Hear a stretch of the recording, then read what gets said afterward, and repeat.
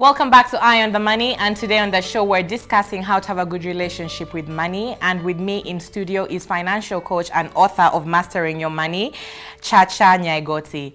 Now, before we took the break, Chacha, you were explaining to us how a person, an individual, can go about reevaluating their relationship with money. Precisely. And you had mentioned two very key aspects. One being you have to understand the place of your money. And then number two, you have to know your value as an individual. Yes. Take it away from number three. Yeah, thank you. Number three is taking personal responsibility. When it comes to money issues, financial matters, take personal responsibility. This means now here, you take the bull by the horns.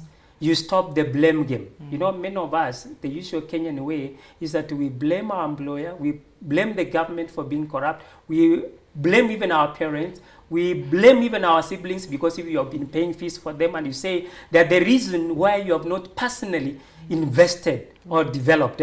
So when you take personal responsibility, you accept the challenge. You say, it is my fault for the financial mistakes you've been having. If maybe you entered into a pyramid scheme and you lost a lot of money, you entered into a business project, okay, the business didn't do well, it collapsed, and many, in fact, unfortunately, have collapsed during the COVID-19 period. But fortunately, many are picking up and are actually making ends meet by putting the bits and pieces together.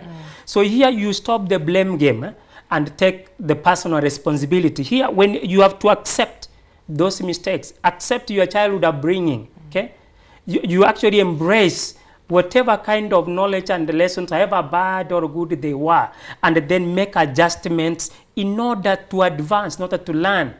You cannot learn if you are in denial, okay? Right. If, kama umegongwa, if you have actually hit the rails and managed to survive, you don't actually stop there and blame. Take personal responsibility and work towards improving. How do you do? If it is knowledge you didn't have and skills of running a business, go for them. Look for them. You can guide them actually. There are financial coaches all over, financial training institutions or whatever, and whatnot. Chachanomics is one of them, by the way. It's a mentorship and coaching program. Right. So do not stop at the blame. Move on. Adjust so that you can improve. Otherwise, if you are in denial, nothing is going to happen. You even have to change your friends. You actually say, ditch the poverty support group.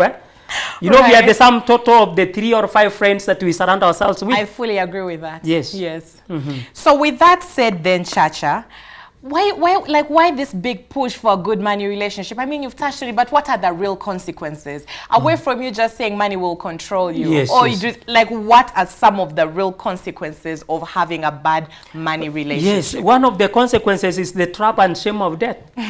Yeah. Right. Actually, many of the Kenyans are trapped in the shame of debt. And in fact, one person said, we borrow money we don't have to please people we don't like. Right. That is Dave Ramsey who said that. Yes. We borrow money we don't have, which means we are going to the digital money land. There are so many. You look at your phone, they pop up on the screen. Yeah. Actually, within 12 hours, so 24 hours, you have 20K, 40K. And what did you use it for? Consumption. When the payment comes, you are crying. The trap and shame of debt. And this has been in the news. Do you know by April 2020 this year, 3.2 million Kenyans were listed in the Credit Reference Bureau, SRB. 3.2 million Kenyans, that's April this year. Up from 2.7 million Kenyans who were listed in the year 2019. That's you such can a see damning how, figure. Yes. And actually here, modern day slaves, as one person said, are not the people who are in chains, like our great-grandfather who are involved in slavery, but they are people who are trapped in debt. Right. That is one of the consequences of the bad money But triggers. I really want to dwell a bit on that aspect of debt. Yes. Because when you talk to, an array of financial experts, some of them will say not all debt is a bad thing. Yes. There's good debt, there's bad debt. So does debt automatically 100% point to a bad money relationship? Not necessarily. Okay. Debt is not essentially bad. It depends on the purpose you use it for. We talk of the bad debt and good debt. A good debt is money you have borrowed either from a financial institution or from a friend, even a colleague, and you have used it either to grow, to invest Could it be it is a business you had at run and you are actually boosting it? Could it be the money you borrowed and you are putting in maybe real estate, you're putting up apartment house or rental houses so that it earns you passive income? So maybe that's now good debt. You borrow, and actually where you invest, there is a return on your investment. Right. Return on your investment, meaning that the money you borrowed, it is again repaying itself. Okay. That is now the good debt. Right. And now the worst case scenario is the bad debt. This one now is not what the accounting, whatever called, the accounting principle, or in accounting they say bad debt is that one which is actually can be written off for failure to pay. Here, bad debt is the money that you have borrowed from financial institutions to use it to fund your lifestyle. Yes. To buy, for example, household accessories. For personal needs. Not needs, actually wants. Okay. Yeah, there's a difference between needs and the wants, actually. Yes. A need is something that is essential you cannot do without. Yes. But a want is something that is not very essential and you can do without it. Right. So in that case, bad debts are used to buy wants. That is consumption. You use it, maybe you are buying a car maybe you do not need. You are actually buying an expensive gadget. It could be a laptop, a phone you don't need. Right. Whereas you could have gone for a one that you can afford. And this bad debt can't repay itself. The pain comes when you are paying for it. Right. Either from your pocket or from your salary. And you realize you are not working for anything. If you are employed and much of your salary is being deducted for something even you cannot show cause for. That is how unfortunate it can be. So we really need to improve our relation with money. Right. If at all, we have to get out of the trap and the shame of debt. A very common personal financial stressor that I focus on in my program. Now, I really don't want this show to come to an end before asking you. Now, we always hear people say, oh, set goals. You know, plan your finances. Yes. With each cent, shilling you spend, make sure there's a goal. How does that fit into having a good money relationship? Why is this so vital? And is it overrated, or is it actually one of these things that you must do to have your money in order? Yes. By the way, you know, if you have not set a goal, then you don't know where you are going.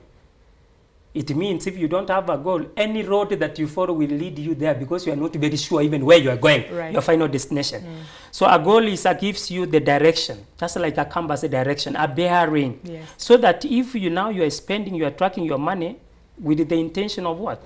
Seeing where the money goes so that you reduce on unnecessary expenses and spend more necessary. The first expense which is good that you need to know is saving. The first expense. You don't save after spending because you not have anything left. Yes. You actually save before spending. Right. That is paying yourself. Yes. In fact, we can call it the 80-20 rule. Yes. It's a Pareto principle, 80-20 rule. That now 20% of your total income should be saving. First you save it. You don't spend 80, you save 20 and then now 80 spread it. Right. So setting goals is important because it tells you how much you need to spend and on what. Especially on saving and investing, so that you increase on what matters for your future life. You want a better lifestyle? You have to pay the price. You have to set the goal. You have to track your money. You have to budget. Track where every shilling goes. And some people, budgeting is a very serious problem. Many of us have. Absolutely, yes. Because why? Because of the misconception, misunderstanding about budget. What is a budget? Basically, a budget is a guide. It tells you where your money should go, instead of worrying where it went after you have spent. A guide. It's a blueprint. Right. Something that tells you where the money should go. And that, in fact, should be well captured in your financial goal. Yeah. Without that, you are in real financial problems. And these misconceptions that budget is boring, is meant for those people who have money, that is why we run away from it. We must deconstruct, work out to eradicate these beliefs we have about money, as we have said, that influences the way we think and the way we relate with money. Right. In exactly 1 minute. Chacha, sorry, yes. I know, I don't know what's happening. Just a few days ago, you launched your book, Mastering Your Money. Yes. I would like you to talk about mastering your money. What sort of value am I, as someone who goes out to buy your book, am I going to get from it? And also, just personal financial management is one of those aspects that is complicated for so many people. Yes. How is your book going to address that?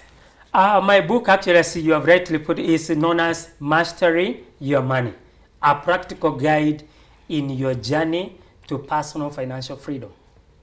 So the book is a guide. Yeah. It's a manual. Right. It is a step-by-step guide on what you should do to improve your relationship with money. Mastering your money has basically to do with understanding how money works, understanding your financial position, where you are coming from, where you are currently, and where you are going. Right. So you must have that picture. The book here is divided into 3 parts. In fact, I call it actually 3 books in one. Okay. Each part can be considered as a book. Part 1 is putting money into perspective. Here, I examine my financial journey. I've worked over time for over 40 years for your information. Wow. The experiences I've learned, and I've poured them here so that when I'm reading this book, you understand where I'm coming from. So you can relate with my personal experience. Chapter 2 of part 1, I demystify the concept of money.